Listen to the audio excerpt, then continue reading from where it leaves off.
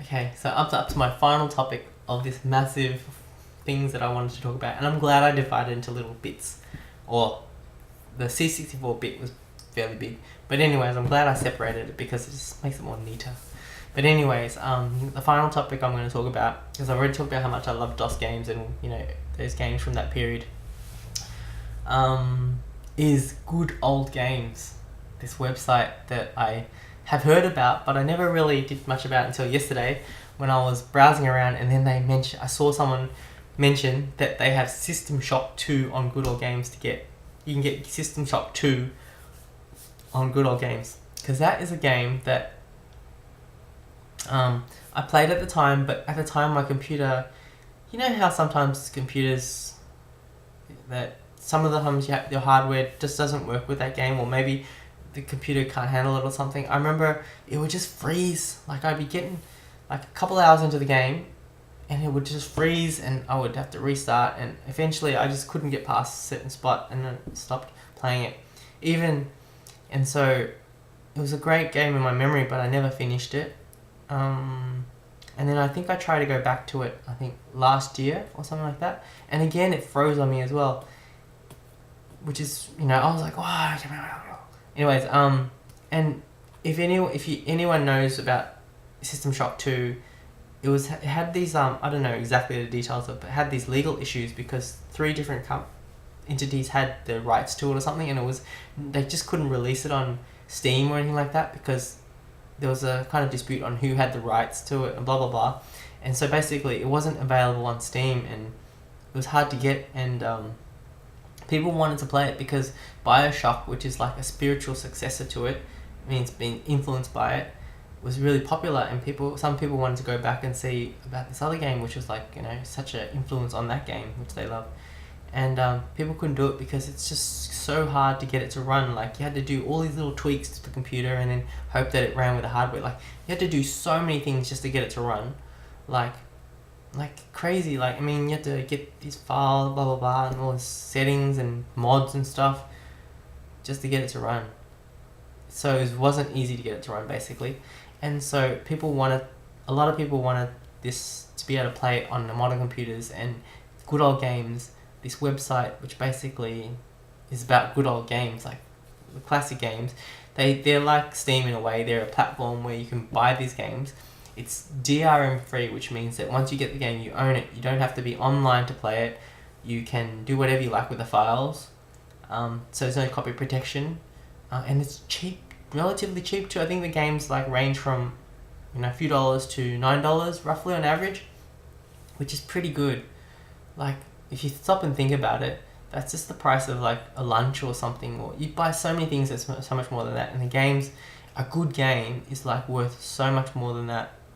Like the games that I've talked about, like the Longest Journey and stuff like that, they're worth way more than Longest Journey, because it's on like the Adventure something weekend sale. It's only $4 this weekend, and I bought it, so it's worth way more than $4. It's yeah. Good Old Games. I love this website now because yesterday I think I was just browsing around what they have, and I was like, wow. And reading people's reviews about like these games, and getting the thing is, I want to play them all. That's the problem. There's like so many games I want to play, like Outcast.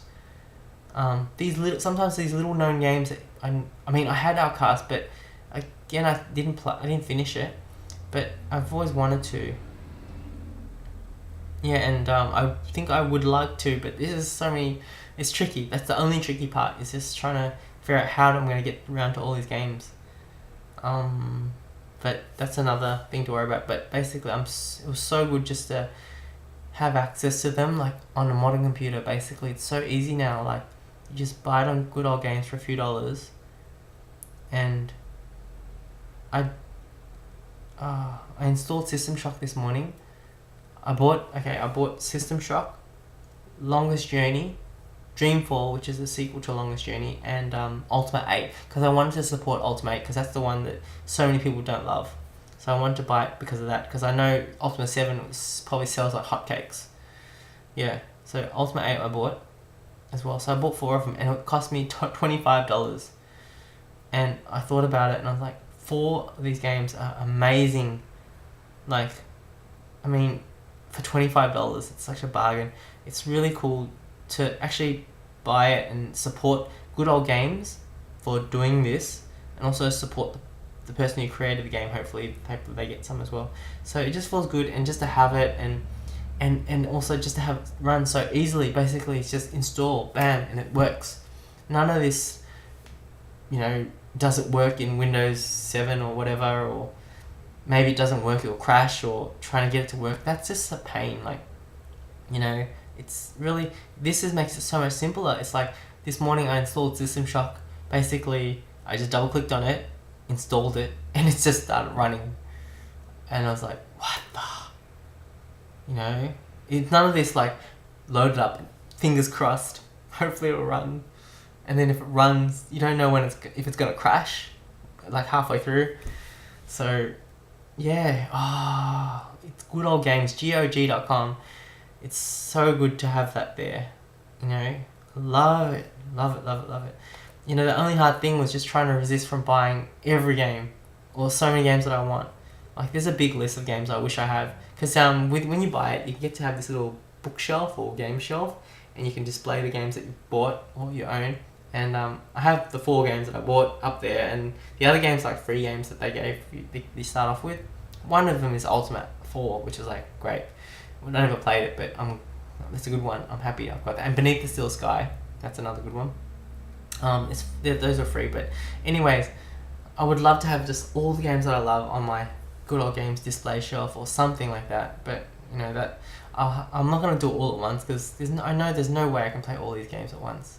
So I'm just gonna stop there and maybe play a little bit, and then maybe later on get them. I don't know. Maybe when they're on sale.